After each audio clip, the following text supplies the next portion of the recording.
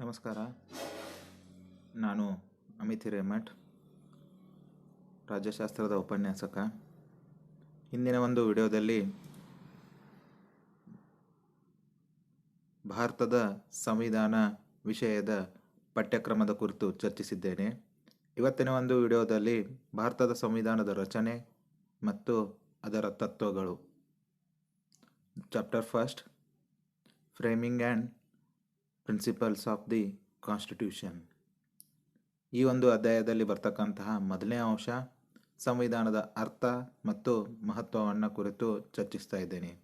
The first point is the meaning and importance of constitution. ಪ್ರಸ್ತಾವನೆ: ಮಾನವ ಸಮಾಜದಲ್ಲಿ ಸುಖಕರ ಜೀವನ ನಡೆಸುವುದೇ ಮಾನವನ ಗುರಿಯಾಗಿದೆ. ಹಾಗಾಗಿ ಸಮಾಜದಲ್ಲಿ ಸುಖ, ಶಾಂತಿ, ಸುವ್ಯವಸ್ಥೆ ಇದ್ದಾಗ ಮಾತ್ರ ತನ್ನ ಒಂದು ಸುಖಕರ ಜೀವನವನ್ನು ನಡೆಸಲಿಕ್ಕೆ ಸಾಧ್ಯವಾಗ್ತಾ ಇದೆ. ಆದರೆ ಮಾನವನ ಸ್ವಭಾವವನ್ನು ನೋಡಿದಾಗ ಮಾನವನ ಸ್ವಭಾವ ಒಳ್ಳೆಯ ಮತ್ತು ಕೆಟ್ಟ ಗುಣಗಳನ್ನು ಹೊಂದಿದೆ. ಹೀಗೆ ಮಾನವನ ಸ್ವಭಾವವನ್ನು ನೋಡ್ತಾ ಹೋದಾಗ ಮಾನವ ಮೂಲತಃ ಸ್ವಾರ್ಥ ಸ್ವಭಾವವನ್ನು ಹೊಂದಿದ್ದಾನೆ. ತನ್ನ ಒಂದು ಸ್ವಾರ್ಥ ಸಾಧನೆಗಾಗಿ ಸಮಾಜದ ಹಿತಾಸಕ್ತಿಗಳನ್ನು ಕಡೆಗಣಿಸ್ತಕ್ಕಂತಹ ಒಂದು ಸ್ವಭಾವ ಮಾನವನಲ್ಲಿದೆ. ಹಾಗಾಗಿ ಆಗಾಗ ಮಾನವನಿಗೂ ಹಾಗೂ ಸಮಾಜದ ಹಿತಾಸಕ್ತಿಗಳ ನಡುವೆ ಘರ್ಷಣೆಯುಂಟು ಮಾಡಲಾಗ್ತಾ ಇದೆ, ಅಥವಾ ಮಾನವನಿಗೂ ಹಾಗೂ ಸಮಾಜದಲ್ಲಿರ್ತಕ್ಕಂಥ ಹಿತಾಸಕ್ತಿಗಳ ನಡುವೆ ಘರ್ಷಣೆ ಉಂಟಾಗ್ತಾನೇ ಇರ್ತಾ ಇದೆ. ಇದರಿಂದಾಗಿ ಸಮಾಜದಲ್ಲಿ ಶಾಂತಿ, ಸುವ್ಯವಸ್ಥೆ ಹದಗೆಡ್ತಾ ಇದೆ. ಅಂದರೆ ಸಮಾಜದಲ್ಲಿ ಅಶಾಂತಿ, ಅವ್ಯವಸ್ಥೆ ಉಂಟಾಗ್ತಾ ಇದೆ. ಆದ್ದರಿಂದ ಮಾನವನ ಒಂದು ಕೆಟ್ಟ ವರ್ತನೆಗಳನ್ನು ನಿಯಂತ್ರಣದಲ್ಲಿರಬೇಕಂದಾಗ ಕೆಲವೊಂದು ನೀತಿ ನಿಯಮಗಳು ಅವಶ್ಯಕವಾಗಿವೆ. ಇಂತಹ ನೀತಿ ನಿಯಮಗಳನ್ನು ರೂಪಿಸಿ ಅವುಗಳನ್ನು ಜಾರಿಯಲ್ಲಿ ತರುವ ಮತ್ತು ಅವುಗಳನ್ನು ಉಲ್ಲಂಘಿಸಿದ ವ್ಯಕ್ತಿಗಳನ್ನು ಶಿಕ್ಷಿಸುವ ಒಂದು ಸಂಸ್ಥೆಯನ್ನು ಸರ್ಕಾರವೆಂದು ಕರೆಯಲಾಗ್ತಾ ಇದೆ. ಆದರೆ ಸರ್ಕಾರವು ಕೂಡ ಮಾನವರಿಂದಲೇ ನಿರ್ಮಿತವಾದಂತಹ ಸಂಸ್ಥೆ. ಇದು ಕೂಡ ತನ್ನ ಅಧಿಕಾರವನ್ನು ದುರುಪಯೋಗಪಡಿಸಿಕೊಳ್ತಕ್ಕಂಥ ಒಂದು ಸಾಧ್ಯತೆಗಳಿರ್ತಾ ಇದ್ದಾವೆ. ಅದಕ್ಕಾಗಿ ಸರ್ಕಾರವನ್ನು ನಿಯಂತ್ರಿಸಲು ಕಾನೂನುಗಳು ಬೇಕು. ಹೀಗೆ ಜನರನ್ನು ಸರ್ಕಾರವನ್ನು ನಿಯಂತ್ರಿಸಲು ಇರುವ ಕಾನೂನುಗಳ ಸಂಕಲನವೇ ಸಂವಿಧಾನ ಎಂದು ಹೇಳಬಹುದು.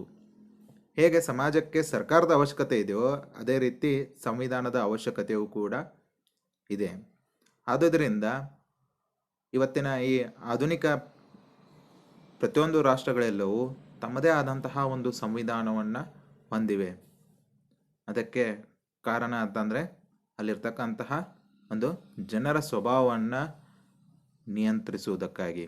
ಹಾಗಾಗಿ ಜನರ ಸ್ವಭಾವವನ್ನು ನಿಯಂತ್ರಿಸಲು ಇರುವಂತಹ ಕಾನೂನುಗಳು ಅಲ್ಲಿರ್ತಕ್ಕಂತಹ ಸರ್ಕಾರವನ್ನು ಕೂಡ ನಿಯಂತ್ರಿಸಲು ಇರ್ತಕ್ಕಂತಹ ಕಾನೂನುಗಳು, ಈ ಎಲ್ಲ ಕಾನೂನುಗಳ ಒಂದು ಸಂಕಲನವೇ ಸಂವಿಧಾನವಾಗಿದೆ.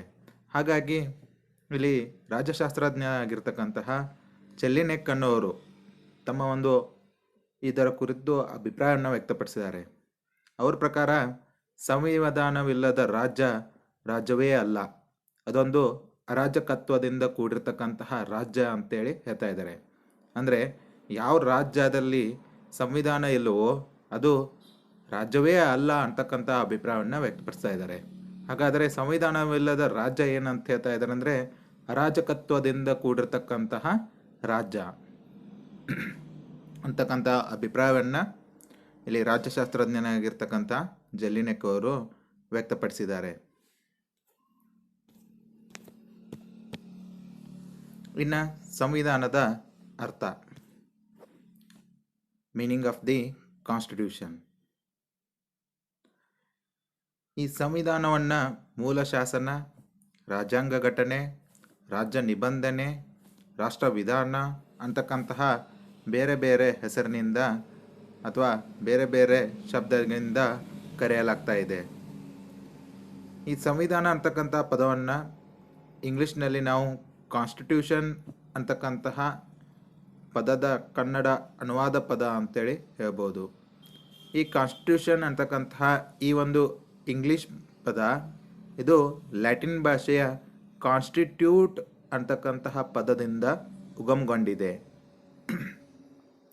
ಈ ಲ್ಯಾಟಿನ್ ಭಾಷೆಯ ಕಾನ್ಸ್ಟಿಟ್ಯೂಟ್ ಅಂತಕ್ಕಂಥ ಪದದ ಅರ್ಥ ಸಂಯೋಜಿಸು, ಅಫಿಲೇಷನ್ ಅಥವಾ ನಿಯೋಜಿಸು, ಡೆಪ್ಟೇಷನ್ ಅಥವಾ ವಿಧಿವತ್ತಾಗಿ ಸ್ಥಾಪಿಸು, to establishing according to law ಅಂತಕ್ಕಂತಹ ಅರ್ಥವನ್ನು ಸೂಚಿಸ್ತಾ ಇದೆ.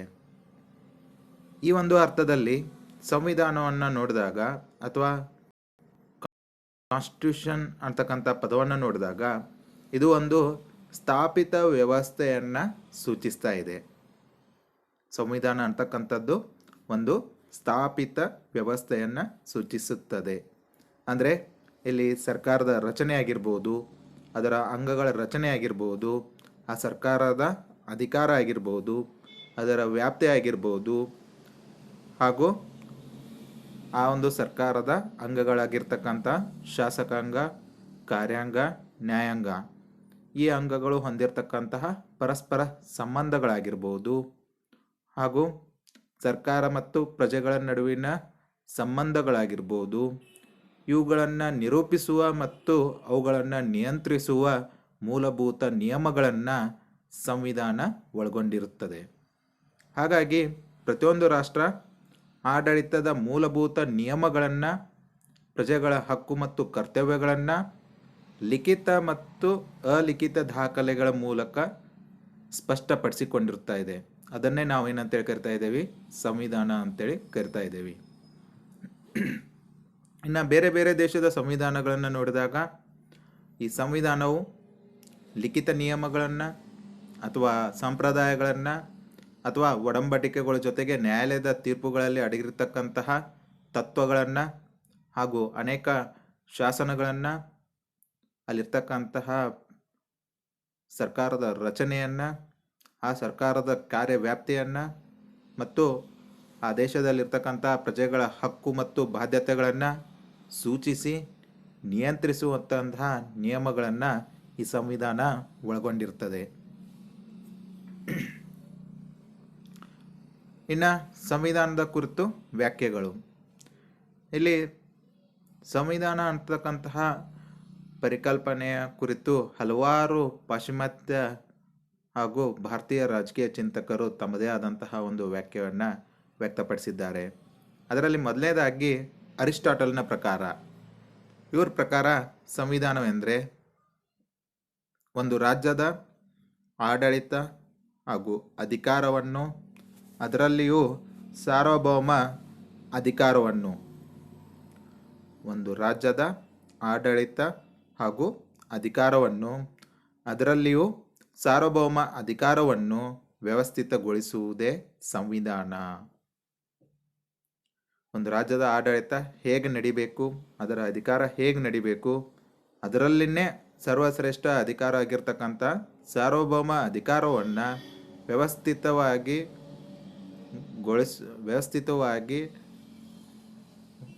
ನಡೆಸುವಂತೆ ಮಾಡುವುದೇ ಸಂವಿಧಾನ ಅಂತೇಳಿ ಅರಿಸ್ಟಾಟಲ್ ಅವರು ತಮ್ಮ ಅಭಿಪ್ರಾಯವನ್ನು ವ್ಯಕ್ತಪಡಿಸ್ತಾ ಇದ್ದಾರೆ. ಇನ್ನು ಎರಡನೇದಾಗಿ ಪ್ಲೇಟೋರವರ ಪ್ರಕಾರ ಸಂವಿಧಾನವು ರಾಷ್ಟ್ರದ ಆತ್ಮವು, ಸಂವಿಧಾನಬದ್ಧ ಸರ್ಕಾರವು ಉತ್ತಮ ಸರ್ಕಾರ. ಇವ್ರ ಪ್ರಕಾರ ರಾಷ್ಟ್ರದ ಆತ್ಮ ಯಾವುದಂದರೆ ಸಂವಿಧಾನ. ಇನ್ನು ಉತ್ತಮ ಸರ್ಕಾರ ಯಾವುದಂತಂದರೆ ಸಂವಿಧಾನಬದ್ಧವಾಗಿ ನಡೆಸಲ್ಪಡ್ತಕ್ಕಂಥ ಸರ್ಕಾರವೇ ಉತ್ತಮ ಸರ್ಕಾರ. ಹಾಗಾಗಿ ಉತ್ತಮ ಸರ್ಕಾರ ನಡಿಬೇಕಂತಂದರೆ ಸಂವಿಧಾನ ಇರಲೇಬೇಕು ಅಂತಕ್ಕಂಥ ಅಭಿಪ್ರಾಯವನ್ನು ಪ್ಲೇಟೋರವರು ವ್ಯಕ್ತಪಡಿಸ್ತಾ ಇದ್ದಾರೆ. ನಂತರ ಇನ್ನೊಬ್ಬ ರಾಜಕೀಯ ಚಿಂತಕ ಆರ್.ಜೆ. ಗೆಟಲ್ ಅವರ ಪ್ರಕಾರ ರಾಜ್ಯದ ಸ್ವರೂಪವನ್ನು ನಿರ್ಧರಿಸುವ ಮೂಲಭೂತ ತತ್ವಗಳೇ ಸಂವಿಧಾನ. ಈ ಸಂವಿಧಾನ ಅಂತಕ್ಕಂಥದ್ದು ಮೂಲಭೂತ ತತ್ವಗಳನ್ನು ಹೊಂದಿರ್ತಾ ಇದೆ. ಈ ಮೂಲಭೂತ ತತ್ವಗಳು ಏನನ್ನು ನಿರ್ಧರಿಸ್ತಾ ಇದ್ದಾವೆ ಅಂದರೆ ಆ ರಾಜ್ಯದ ಸ್ವರೂಪ.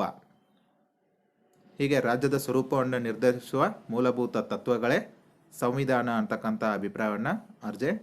ಗೆಟಲ್ ಅವರು ತಮ್ಮ ಅಭಿಪ್ರಾಯದಲ್ಲಿ ವ್ಯಕ್ತಪಡಿಸ್ತಾ ಇದ್ದಾರೆ. ಇನ್ನು ಇನ್ನೊಬ್ಬ ರಾಜಕೀಯ ಚಿಂತಕನಾಗಿರ್ತಕ್ಕಂಥ ಡಾಕ್ಟರ್ ಪೈನರ್ ಅವರ ಪ್ರಕಾರ ಮೂಲಭೂತ ರಾಜಕೀಯ ಸಂಸ್ಥೆಗಳ ವ್ಯವಸ್ಥೆಯೇ ಸಂವಿಧಾನ. ಹಾಗೂ ಅಧಿಕಾರ ಸಂಬಂಧಗಳ ಆತ್ಮಚರಿತ್ರೆಯೇ ಸಂವಿಧಾನ ಅಂತ ಹೇಳ್ತಾ ಇದ್ದಾರೆ. ಅಂದರೆ ಮೂಲಭೂತವಾಗಿ ಹಲವಾರು ರಾಜಕೀಯ ಸಂಸ್ಥೆಗಳಿರ್ತಾ ಇದ್ದಾವೆ.